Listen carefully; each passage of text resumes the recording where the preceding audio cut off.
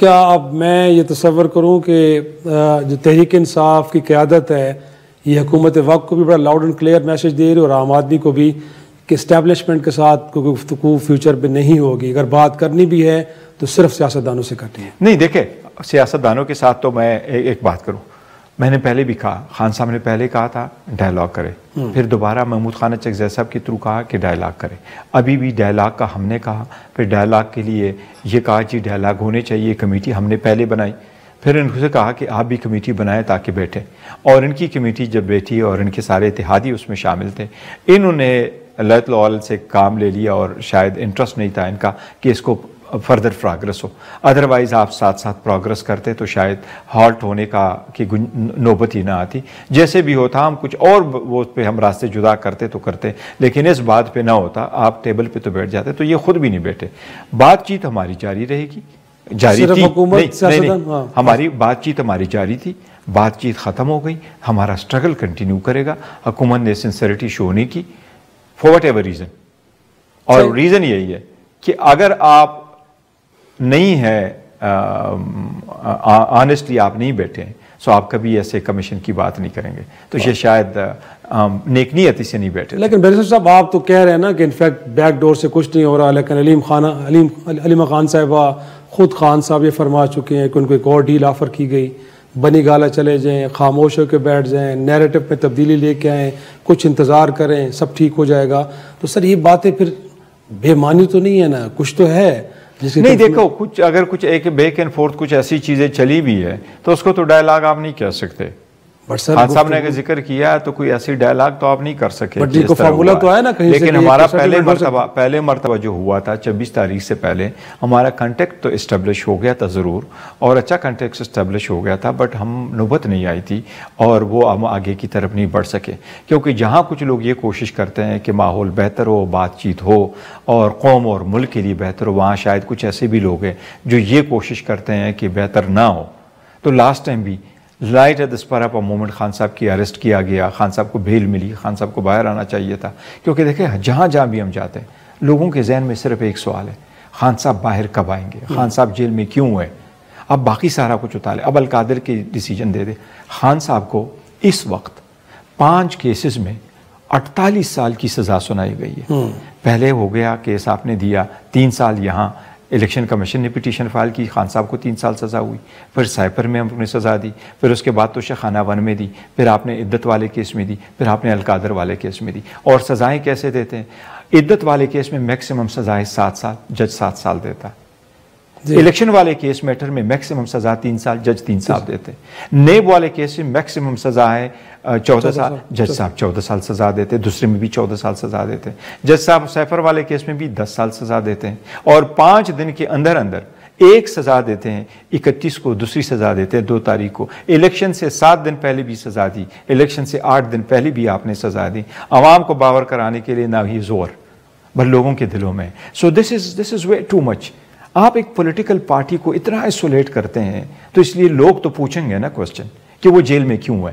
اور آج آپ نے القادر میں ان کو سزا دی، اس کی بیوی کو، بشرا بی بی کا تو شیخانہ میں دور دور دور دور تک کوئی تعلق نہیں، بی بی نے گفٹ لیا نہیں، بی بی نے گفٹ دیا نہیں، بی بی کا نام نہیں، بی بی کا کیبنٹ ڈویژن میں کی لسٹ میں نام نہیں تھا، الیکشن کمیشن کے لسٹ میں نام نہیں تھا، ہمایوں دلاور صاحب کے کورٹ میں جب کیس چلا تھا اس میں نام نہیں تھا، بی بی کا ٹیکس والے ڈاکومنٹ میں نام نہیں تھا، بی بی کے نام گفٹ آیا نہیں ہے، لیا نہیں۔ بی بی کیوں ہے؟ صرف خان صاحب کی وجہ سے کہ آپ خان صاحب کو زیر کرنا چاہتے ہیں۔ اچھا القادر میں کیا بی بی کیبنٹ کا حصہ تھی؟ بی بی تو ایک ہاؤس وائف ہے۔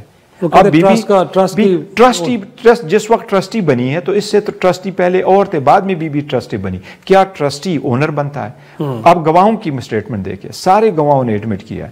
حکومت آج بھی انہوں نے جو نام چینج کیا، 190 ملین پاؤنڈ کا نام چینج کرا کے رکھا کہ اس کا کیس کا انیشل جس وقت خان صاحب کو اسلام آباد ہائی کورٹ سے اریسٹ کیا گیا تو اس کا نام تھا القادر ٹرسٹ یونیورسٹی کیس، اس کو چینج کر کے 190 ملین چارج ڈال دیا۔ گواہ کیا کہتے ہیں؟ دیکھیں ان کا چارج نہیں ہے کہ یہ پیسے غبن ہوئے، گواہوں نے ایڈمٹ کیا یہ منی لانڈرنگ نہیں، گواہ نے ایڈمٹ کیا یہ اللیگل پروسیڈ نہیں، گواہ نے ایڈمٹ کیا خان صاحب نے فائدہ نہیں لیا، گواہ نے ایڈمٹ کیا حکومت کا لاس نہیں ہوا، گواہ نے ایڈمٹ کیا خان صاحب ٹرسٹی ہے اونر نہیں ہے، گواہ نے ایڈمٹ کیا خان صاحب کبھی مالک نہیں بن جائیں گے، یہ پراپرٹی کبھی ان کی بنے گی نہیں۔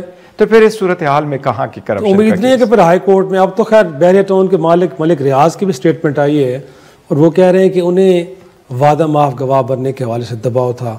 تو آپ کو لگتا ہے کوئی آپ کی بات ہوئی یا کہیں سے پریشن آیا کہ کہاں سے دباؤ ہوا ہوگا؟ لیکن میں سمجھتا ہوں ملک صاحب نے پاکستان میں بہت بڑا کام کیا.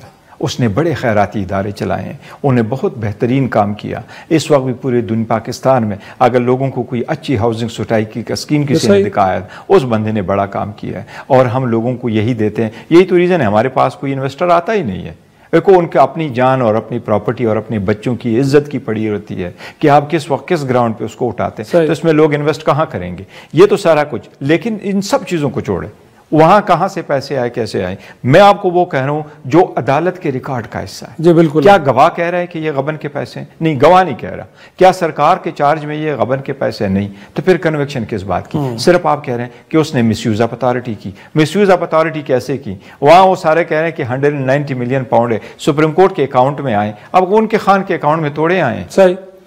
تو انفیکٹ تو اپنی جگہ پہ، لیکن ملک ریاض یہ بھی فرما رہے ہیں کہ جو کچھ اور بھی لوگ ہیں ان کے سینے میں کچھ راز ہیں، ان کے صبر کا پیمانہ لبریز. آپ تو حکومت میں بھی رہے ہیں نا، تو جب اور بینیفیشریز ہوں گے ماضی میں تو کچھ نام آپ بھی دیکھیں. بہت سارے لوگ ہوں گے، بہت سارے لوگوں کے نام ہوں گے. اگر انہوں نے ڈسکلوز کرنے تو ڈسکلوز کرے. بٹ پاکستان میں دیکھیں ایسے حالات سے لوگ گزرے ہیں، لیکن سب کچھ ڈسکلوز ہوگا تو پتہ نہیں کس کا نام کہاں لکھا ہوگا. اور کوئی نہیں ہوگا. لیکن پرفیکٹ سسٹم کہیں بھی نہیں ہے. میں تو یہ سمجھتا ہوں کہ پوری دنیا میں کہیں بھی ملک میں کوئی پرفیکٹ سسٹم نہیں ہے. اور far as long as working for the people تو آپ کوشش کریں. بہتری کی طرف جانا ہے تو کچھ نہ کچھ سٹیپس لینے ہوں گے بہتری والی. لیکن یہ جو بات آپ کر رہے تھے، انفیکٹ جو دو واقعات ہیں 9 مئی اور 26 نومبر، بٹ 26 نومبر کو آپ بھی مسلسل اس سارے سچویشن کو ہینڈل کرنے کی کوشش کر رہے تھے. خان صاحب سے ملاقاتیں بھی ہو رہی تھی، وزیر داخلہ سے بھی ہو رہی تھی. کوشش تھی کہ سنگجانی میں بیٹھا جائے. فیصلہ کس کا تھا کہ اس کے بعد اتنی بڑی ہیپننگ ہوئی کہ جس کے اندر بقول آپ لوگوں کے کچھ لوگوں کی جانیں بھی گئی ہیں. تو سر اس کو اوائڈ تو کیا جا سکتا تھا. کچھ لوگ چیف منسٹر خیبر پختونخوا کے کردار کے اوپر بڑے سوال اٹھاتے ہیں. پھر کہا گیا کہ بشرا بی بی کا کوئی سیاسی کردار نہیں ہے، بٹ امپریشن یہ ملا کہ شاید انہوں نے یہ فیصلہ کیا تھا کہ ڈی چوک جانا ہے. تو سر یہ کنفیوژن دیکھیں جو پاکستان تحریک انصاف کے مخالف ہے اور جو ہمارے مخالف ہے، جو ہماری کریڈیبلٹی کو اٹیک کرتے ہیں، اور جیسے میرے اوپر بڑا کرٹیسزم ہو جاتا ہے، بٹ میں کہتا ہوں you have to take it is part of the job. کرتے ہیں تو you are just a part of it. Otherwise if you can send the heat then get out of the kitchen. یہ it's part of it. جو لوگ اس کے مخالف ہے پاکستان تحریک انصاف کے، یہ وہ باتیں کرتے ہیں. احتجاج کہاں کیا جاتا ہے؟ وہاں جہاں اس کا ایک امپیکٹ ہو. کہاں آنا تھا؟ یہاں آنا تھا. یہ لوگ آتے، پیسفل لوگ تھے، یہ رک جاتے کہیں بھی اسلام آباد میں. ہم اس بات کو ضرور ایکسیپشن کرتے ہیں کہ گولی کسی صورت نہیں چلنی چاہیے.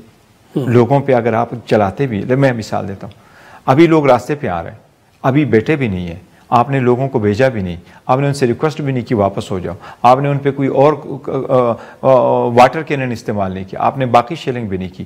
لائیو بلٹ چلانا لوگوں پہ، this is not acceptable. It must never be accepted. لیکن حکومت بھی کہتی ہے کہ لیں فہرستیں، کہاں ہیں وہ لوگ، وہ کدھر ہیں آپ کے پاس؟ وہ جو کہتے ہیں ہمارے والے اگر تھے تو ان کے لواحقین کہاں ہیں، وہ خاموش کیوں ہیں؟ سوالات تو بڑے سنجیدہ ہیں نا سر، کہ ان کے جوابات ملنے چاہیے. سپوز ہم تو یہ نہیں کہہ رہے کہ ہماری بات مانو. اچھا، ہم تو کہتے ہیں ہماری بھی نہ مانو. ہم تو کہہ رہے ہیں اتنے ہمارے ہیں، ہماری بھی نہ مانو. کمیشن پارٹی کی اٹھا لو، کمیشن کو بٹھا کے رکھو، جرنلسٹوں کو اٹھاؤ. ساری دنیا کے کیمرے وہاں موجود تھے. کچھ تو کہو. اگر نہیں ہے ہم مان لیں گے، اگر ہے تو آپ مان لو. This matter is over. اسی لیے تو چاہیے. اگر کمیشن آپ کیوں مانگتے ہیں؟ ہم یہ تو نہیں کہتے ہمارے لوگ اس میں بٹھائیں. خان صاحب نے جو اناؤنس کیا تھا وہ یہ تھا کہ آپ کوئی بھی کمیشن بناتے ہیں جس میں سپریم کورٹ کے 3 جج بٹھائیں، ہائی کورٹ کے 3 جج بٹھائیں، ہمیں ایکسیپٹیبل ہے. تو ہم یہ تو نہیں کہہ رہے ہمارے مرضی کی جج بٹھائیں اور آپ ان کے سامنے کریں. لیکن کوئی آگے کی طرف کچھ بڑا نہیں ہے، یہ ایک دکھ رہے گا سب کو.